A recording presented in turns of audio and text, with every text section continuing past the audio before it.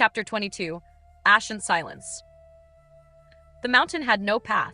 The roots of the trees clawed into the rock like they were trying to escape upward. The air was thin, not from altitude, from age, as if every breath taken here had belonged to someone else first. Birdsong had vanished again, but not in warning, in respect. This place didn't kill sound. It simply didn't require it. Else was the first to speak in hours. "Do you feel that?" She didn't mean the cold. Bastien nodded. "It's like someone is watching us, but not just now. The whole time." Johannes didn't respond. His eyes were fixed on the top of the mountain. Something wrong was happening there, and someone right was waiting. The shadow of devotion.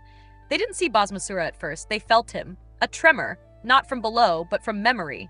The forest had its own thoughts, and they rippled across the ground like instinct. Then, between two boulders, a shape emerged, huge, broad, ancient, a man but not, skin of molten ash, eyes like burning coal, a matted crown of dreadlocks that sparked as he walked, muscles that looked carved from regret. He carried no weapon. He was the weapon. "Who is that?" Else whispered, already stepping back. Johannes swallowed hard. "That's Basmasura, the one Shiva." Bastien finished the sentence in a whisper, gave the power to reduce anything to ashes with a single touch. And suddenly, they understood the fear. Basmasura didn't run. He didn't roar. He walked with a silence that broke bones. But he didn't attack. He bowed, low, to the air itself. Not mockingly. That's when they realized he wasn't looking at them. He was waiting. Waiting for him. The god who dances on graves. It began with a hum, not music, not voice, just a resonance, like a temple bell from within your own chest. Then the clouds above began to ripple, not part, but shift, as if making space. And then in a flash of lightless brilliance, heat was there. He did not walk from the forest. He did not descend from the skies. He simply was Lord Shiva. The Adiyogi. The destroyer. The still one. He stood barefoot upon a small rock ledge as if the mountain had always been his seat, crescent moon in his matted locks. A serpent coiled sleepily around his throat.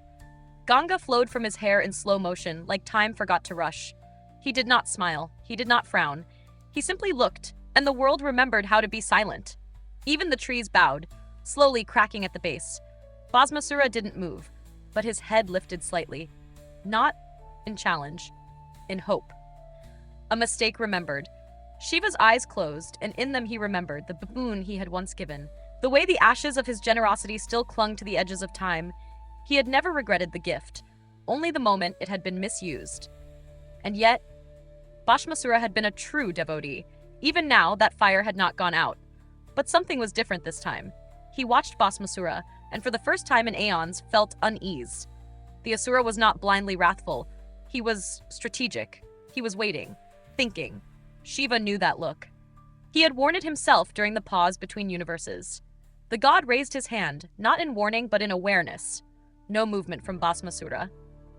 Then, slowly, the demon retreated into shadow. Not out of fear, but planning. And for the first time in the entire ordeal, after monsters, war gods, and divine songs, the three students felt true fear. Because if Shiva was watching with such precision, then the world must be balancing on the thinnest thread. Hack the god who sits with ghosts. Shiva turned. His eyes fell on them, and in that single glance, the wind stopped. The forest knelt. All three dropped to the ground instinctively, not in worship, but in self-preservation. He approached, but where Krishna brought music and Muruga, war, Shiva brought stillness. A silence so deep it scraped away the panic and left something clearer behind. He sat down, cross-legged on a bare stone, and waited.